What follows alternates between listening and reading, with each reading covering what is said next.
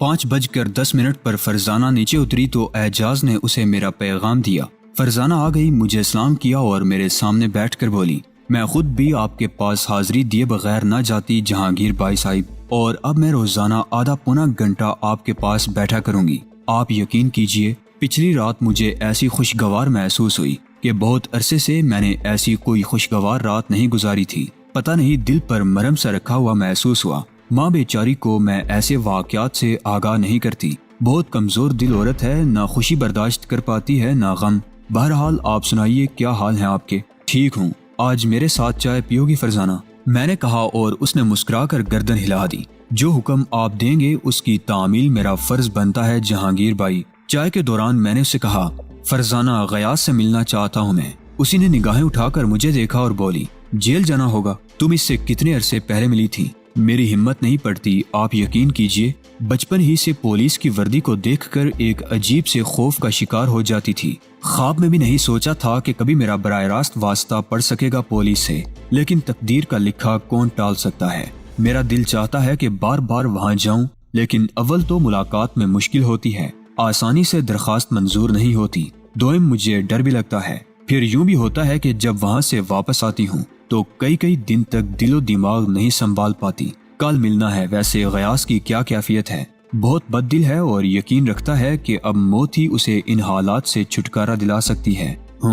कल 11 बजे हम वहाँ चलेंगे। जैसा आप पसंद करें। तुम्हें छुट्टी करना होगी? कर लूंगी, कोई ऐसी खास बात नहीं है। यहाँ जाऊंगी? हाँ, मैं माँ से मिलने के लिए चलता, लेकिन ऐसे नहीं जाऊंगा फरजाना। अगर वहाँ गया तो कोई खुशखबरी ही साथ लेकर जाऊंगा। फरजाना ने ममनूनियत से गर्दन झुका दी। फिर उसने कहा, मैं 10:30 बजे पहुंच जाऊं आपके पास? हाँ। दूसरे दिन 10:30 बजे फरजाना मेरे पास पहुंच गई। आफ्ताब कमाल वकील की हैसियत से मौजूद था। मैंने दफ्तर ही से जेल फोन किया और हमारे दोस्त जेलर ने जरूरी गुफ्तगू के बाद मुझसे कोई खिदमत पूछी तो मैंने गयास के बारे में तमाम तफसीलात उसे बता दी। कहने लगा, आ जाइए आप लोग, गयास को मुलाकात के कमरे में पहुंचा दिया जाएगा। ठीक है, बहुत बहुत शुक्रिया।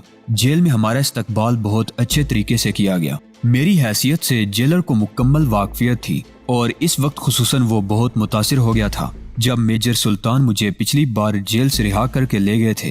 वैसे भी मेरे बहुत अच्छे ताल्लुकात थे जेलर से। पहले उसने हमें चाय वगैरह पिलाई और इसके बाद आम जगह से हटकर एक अलग कमरे में पहुंचा दिया, जहां हमारे पहुंचने के चंद लम्हात के बाद गयास को पहुंचा दिया गया था। खूबसूरत खदोखाल का मालिक दुबला पतला एक नौजवान था जिसकी आंखों में गहरी सुर्खी पाई जाती थी, साथ ही साथ एक अनोखी चमक भी।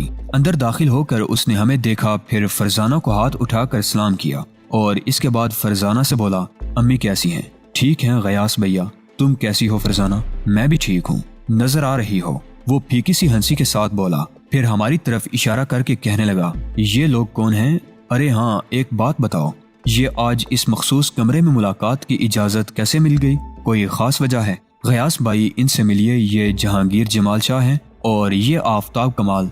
बस ज्यादा तफसील नहीं बताऊंगी मैं इनके बारे में। यूँ समझ लीजिए गयास भाई, जब अल्लाह ताला को किसी के दिन फेरने होते हैं और कोई दुआ कबूल हो जाती है तो वो बराह रास्त आसमान से उतर कर अपने बंदों की मदद नहीं करता, बल्कि इसके लिए किसी बंदे ही को मखसूस कर देता है। जहांगीर भाई हमारे लिए अल्लाह ताला का इनाम है और भाई अब तुम्हें इनसे ताउन करना है। अहमक हो गई हो तुम फरजाना, बिल्कुल अहमक हो गई हो तुम। क्यों झूठे सहारे तलाश करती हो? जो हकीकतें हैं उन्हें कबूल कर लेना ही दानिशमंदी है मेरी बहन। लोग इस दुनिया में आते हैं, हजार मसाइल इनके साथ मुंसलिक हो जाते हैं, फिर अचानक ही सड़क पर चलते चलते वो गिरते हैं, मर जाते हैं। एक शख्स को कैंसर हो जाता है, वो अस्पतालों में एड़ियां रगड़ कर दम तोड़ देता है। उसके अजीजो अकारब आखिरी हद तक ये कोशिश करते हैं कि वो जिंदगी पाले, लेकिन वो नहीं जीता। कहा यह जाता है कि कैंसर लाइलाज था, लेकिन उनके बारे में क्या कहोगी जो कवि हेकल और तवाना होते हैं, घर से किसी भी काम से निकलते हैं और फिर वापस नहीं आते। हमारे अब्बू को क्या बीमारी थी फरजाना? जो तकदीर में लिख दिया जाता है उससे लड़ना मुमकिन नहीं होता। तुम मेरी बहन पूरी सच्चाई के साथ ये तस्लीम कर लो कि अल्लाह ताला को मेरी जिंदगी इतनी ही मंजूर थी। खामखा परेशान होने से कोई फायदा नहीं। न जाने कहां कहां मारी फिर रही हो, न जाने किस किस से रुजू कर रही हो। कुछ नहीं हासिल होगा इसे मेरी बहन। जिस हद तक मुमकिन हो सके अपने आप को ज़हनी तौर पर मेरे बगैर जीने के लिए तैयार करो। मेरे साथ जीना अब मुमकिन नहीं है। खुदा ने माँ को जितनी जिंदगी दी है उस जिंदगी को पार लगा दो फरजाना। जो कुछ कर रही हो जारी रखो। मेरी बहन, मैं तुम्हारे सर पर शादी की चादर नहीं सजा सका, तुम भी नहीं सजाओगी, लेकिन बाज लोग फर्ज की अदायगी के लिए इस कायनात में आते हैं और फिर वापस चले जाते हैं। तुम्हें इसी के लिए मखसूस किया गया है। हाँ, अगर कोई ऐसा मिल जाए जो तुम्हारी बेकस माँ की लाचारी को सहारा दे सके और तुम्हारा हाथ थाम सके, तो मेरी बहन, मेरी तरफ से इसकी पूरी इजाजत है। यूँ समझ लेना, इस वक्त तुम्हारे भाई की दुआएं तुम्हारे साथ होंगी। भाई, आपने पता नहीं किस बुनियाद पर फरजाना के सर पर हाथ रखना कबूल कर लिया है। इतना तो मैं भी जानता हूँ कि ये बेचारी वकील साहिब को कुछ न दे सकी होगी। है ही क्या हमारे पास? हो सकता है अज़रा खुदा तरसी आपने इसकी मदद करना कबूल कर लिया हो, लेकिन भाई, असल में जो लोग मुझे मौत की सजा दिलवाना चाहते हैं वो यूँ समझ लीजिए कि फरिश्ता मौत ही हैं, और मौत के फरिश्ते से लड़ा नहीं जा सकता। आप क्यों ये काविश कर रहे हैं? बेमकसद होगी, बेअसर होगी, आपका वक्त जाया होगा। आपने मेरी बहन को एक जज्बा बख्शा, इसके लिए हम जैसे गरीब लोगों के पास शुक्रिया के अल्फाज के अलावा और कुछ नहीं होता। मैं आपका शुक्रगुजार हूँ, दिली शुक्रगुजार हूँ। उसकी आवाज भरा गई और उसने अपने आप पर फौरन काबू पा लिया। फिर वो कहने लगा, हाँ, एक आरज़ू दिल में है। क्या? जुर्म करना चाहता हूँ, जो नहीं किया वो करना चाहता हूँ। दिल की भड़ास तो निकले, हमाकतों का अजाला तो हो सके। जो जवान बहनों के भाई होते हैं, जो बूढ़ी माँ का सहारा होते हैं, वो ऐसे नहीं सोचते। गयास, क्या दिया है बहन को, बूढ़ी माँ को? सब कुछ दोगे, इस कदर परेशान क्यों हो? अजीब बातें कर रहे हैं आप। क्या अब भी कोई उम्मीद बाकी है? क्यों नहीं है? अपने ज़हन को खाली कर दो। मुझे इन वाक़यात की पूरी तफसील बताओ, मुकम्मल तफसील। मैंने कहा। कुछ देर खामोशी रही, फिर उसने कहा, सुहेल शाह का बाप फेरोज शाह बहुत साहिब इख्तियार है। वो हर काम आसानी से कर सकता है। उसी के बल पर सुहेल शाह भी हर काम कर लेता है। वो एक बदकिरदार इंसान है। इब्तिदा में उसे ना समझ सका था, लेकिन तुमसे वो क्या काम लेता था? पहले तो उसने मेरे जरिए कुछ पैकेटों का तबादला किया और मुझे दोस्ती के नाम पर खर्च देता रहा।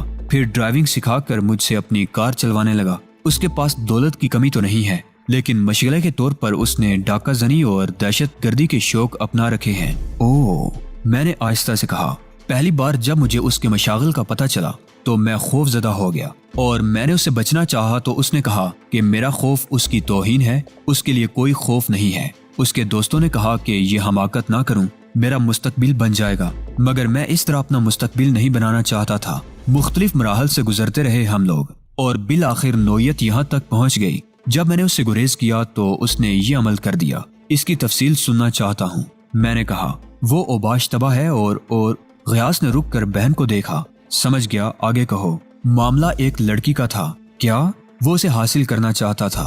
फिर बख्त जलाल को उसने लड़की के अगवा करने के लिए मुकर्रर किया था। लड़की को कॉलेज के स्टॉप से उठाना था। बख्त जलाल कौन है? मैंने उसे दरमियान में टोक दिया। उसका दोस्त और मैंने सवालिया नजरों से उसे देखा। मकतूल, वो जिसके कत्ल का इल्जाम तुम पर आयद है। हाँ ठीक, आगे कहो। ड्राइविंग मुझे करनी थी, यानी उस वक्त जब लड़की को अगवा किया जाना था। मेरी ज़हनी कैफियत खराब थी। मैंने बख्त जलाल को इस काम से बाज रखना चाहा। मैंने कहा था, बख्त जलाल, तुमने उस लड़की को देखा है? आफत है, कयामत है, और कुछ जो कुछ भी है यार, हमें क्या? क्यों? अरे हमारे पास क्या आएगा, ये उसकी मलकियत होती है। बख्त जलाल ने लापरवाही से कहा। उस कमबख्त के जहन में नेकी और शराफत का कोई तस्वुर नहीं था। वो सोच भी नहीं सकता था कि बेटियां और बहनें भी होती हैं। पता नहीं उसकी जिंदगी में बहन या बेटी थी या नहीं। मैंने उसे समझाते हुए कहा, बख्त जलाल, वो लड़की बहुत मासूम सूरत है। उसे देखकर दिल में रहम के जज्बे बेदार होते हैं। मेरा दिल दुख रहा है। सुहेल उसे तबाह कर देगा। हो सकता है वो खुदकुशी कर ले। हो सकता है उसके माँ बाप उसकी बेइज्जती के सदमे से जी ना सके। तो फिर बख्त जलाल ने मुझे तीखी निगाहों से देखा। कोई तदबीर नहीं की जा सकती। कैसी तदबीर? जिससे उसकी इज्जत बच जाए। बख्त जलाल तल्ख अंदाज में मुस्कुराया और बोला, यार, शराफत का भूत क्यों सवार हो गया है दिमाग पर? मैंने कभी सुहेल के इक़दामात से इत्तफाक नहीं किया। उसकी दी हुई रुकूम से तो इत्तफाक किया है तुमने। बख्त जलाल तंजिया लहजे में बोला। मैंने अंदाजा लगा लिया कि उसके दिल में शराफत का कोई जज्बा बाकी नहीं रहा है, मगर मैं शदीद कश्मकश का शिकार था। हम लोग कॉलेज के गेट पर पहुंच गए। छुट्टी होने में कुछ देर थी। मैंने इसी कश्मकश से छुटकारा हासिल कर लिया और फिर बख्त जलाल से कहा, मैं इस काम में हिस्सा नहीं ले सकता। क्या? बख्त जलाल चौंक पड़ा। हाँ, वापस चलो, मैंने कहा, और वो सोच में डूब गया। ठीक है, जैसी तुम्हारी मर्जी, मगर सोच लो, सुहेल शाह से क्या कहोगे? हाथ जोड़कर माफी मांग लूंगा उससे। वापस चलो। सुहेल शाह के पास पहुंचकर मैंने उसके पांव पकड़ लिए। इसके अलावा मुझसे कोई और काम ले लो सुहेल शाह, मैं ये काम नहीं कर सकता। क्योंकि मैं भी एक बहन का भाई हूँ। ओह, तो ये बात है। सुहेल शाह के बजाय बख्त जलाल बोला। बात क्या है? सुहेल शाह ने पूछा और बख्त जलाल ने उसे पूरी कहानी सुना दी। तो इसमें परेशानी की क्या बात है? गयास ने ऐसा सोचा तो ठीक है, मैं समझ गया सुहेल शाह।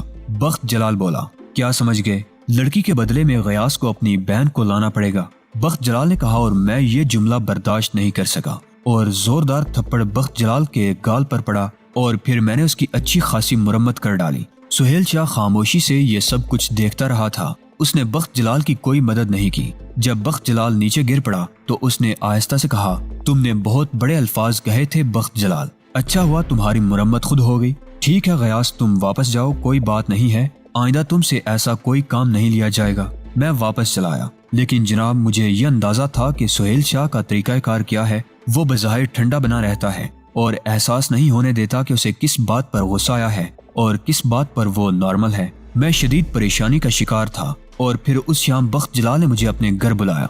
उसने कहा था, जो कशीदगी मेरे और उसके दरमियान बेदार हो गई है वो दूर होनी चाहिए। मैं जब उसके घर में दाखिल हुआ तो मुझे उसकी दिल खराश चीख सुनाई दी। फितरी अमर था, मैं इस चीख का राज जानने के लिए दौड़ पड़ता और मैंने ऐसा ही किया।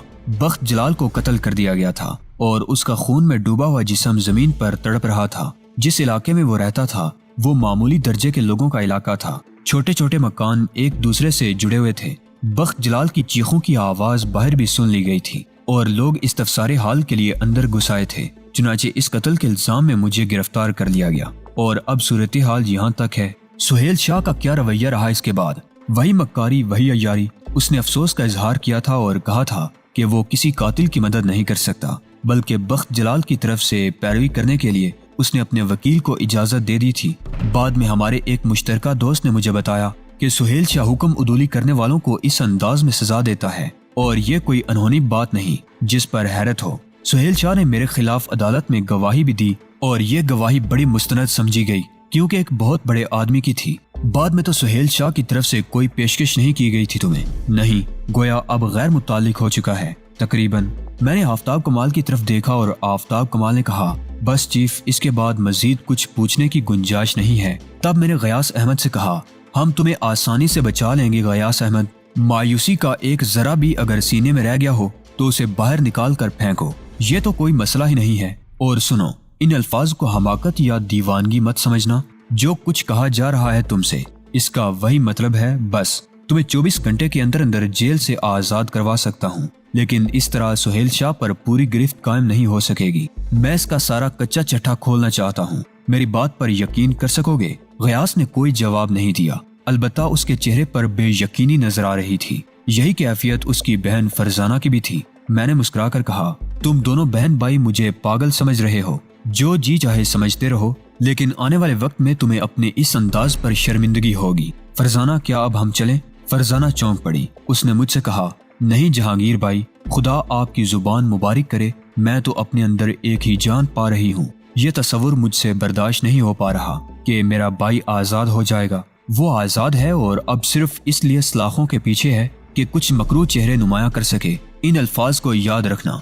फरजाना, तुम भी और गयास तुम भी। हम लोग वापसी के लिए उठ गए। बाहर जेलर के आदमी मौजूद थे। मैंने जेलर का शुक्रिया अदा किया और इसके बाद हम कार में बैठकर वापस चल पड़े। फरजाना को उसके मकान पर उतार दिया। उसने पेशकश की थी कि हम कुछ वक्त उसके साथ गुजारें, उसकी माँ से मिलें। मैंने कहा कि मैं गयास के साथ ही उसके घर आऊंगा, ये मेरा फैसला है। फरजाना इस बात पर आबदीदा हो गई थी। बहरतौर हम उन जज्बाती लम्हात से गुजरकर ऑफिस आ गए। आफ्ताब कमाल के साथ मैं सर जोड़कर बैठ गया था। हम एक लाहे अमल मुरतब करना चाहते थे जिसके तहत सुहेल शाह की जानिब कदम बढ़ा सके। काफी देर खामोशी रही, फिर आफ्ताब कमाल ने कहा, चीफ, फार्मूला ये बनता है कि सुहेल शाह फिरोज शाह का बेटा है, अय्याश तबा है, डाका जनी तक कर लेता है। जाहिर है इस सिलसिले में शौकिया फनकार होगा, वरना इसके बाप के पास दौलत की कमी नहीं है और जाहिर है 2 बेटों के मुल्क से बाहर होने की वजह से उसके लाड प्यार कहीं ज्यादा होंगे। इन हालात में जुर्म का कोई ऐसा पहलू सामने नहीं आता जिसके लिए वो जरूरतमंद हो। गोया अंदाजा हुआ कि वो सिर्फ तफरीहन जुर्म करता है। अब यहाँ सवाल ये पैदा होता है कि क्या हम किसी रिवायती अंदाज में सुहेल शाह पर हाथ डाल दें? रिवायती अंदाज से तुम्हारी क्या मुराद है? वही चीफ जो आज तक करते चले आए हैं, यानी उसके खिलाफ तहकीकात करें, सबूत हासिल करें और फिर उसे गिरफ्तार कर लें। तो तुम और क्या चाहते हो? कोई लंबा खेल चीफ? वजह ظاہر ہے ہماری آمدنی کا یہی ذریعہ رہ گیا ہے اب۔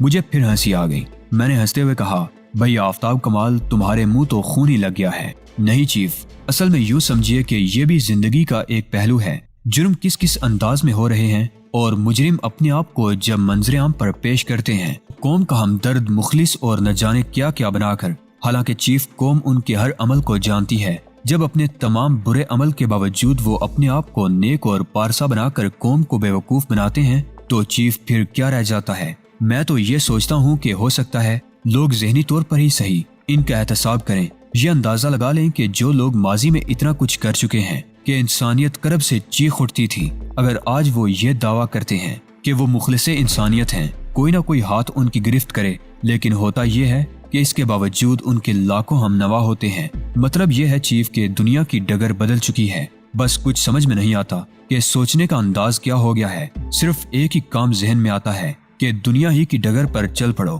ہم کسی غریب آدمی کو تو نہیں ستا رہے، ہم کسی ایسے نیک شخص کی کمائی میں تو اپنا حصہ نہیں بٹا رہے جس نے صرف اپنی محنت و دیانت سے دولت اکٹھا کی ہو۔ ہم تو اس کالے دن میں سے تھوڑا سا اپنا حصہ نکالنا چاہتے ہیں جو لاکھوں انسانوں کا خون چوس کر حاصل کیا گیا ہے، ملکی معیشت کو نقصان پہنچا کر، لاکھوں افراد کو بے روزگار کر کے اور زندگی کی سہولتوں سے محروم کر کے حاصل کیا گیا ہے۔ اگر اس میں سے تھوڑا سا حصہ ہمیں بھی مل جائے، کیا حرج ہے چیف؟ شرط صرف ایک ہے آفتاب کمال۔ وہ کیا چیف؟ جو کالا دن غریبوں مظلوموں کا پیٹ کاٹ کر تجوریوں تک پہنچا ہے، جب ان تجوریوں سے ہم تک منتقل ہو تو اس کا ایک حصہ واپس ان لوگوں کو مل جائے جن سے اسے حاصل کیا گیا ہے۔ مطلب یہ کہ ہم مظلوم عوام اور ظالم سرمایہ کاروں اور سرمایہ داروں کے درمیان ہونے والی تجارت کے کمیشن ایجنٹ بن جائیں۔ کیسا رہے گا؟ آپ یقین کیجئے، اپنی اس تقریر کو ختم کرنے کے بعد دوسری تجویز میں یہی پیش کرتا۔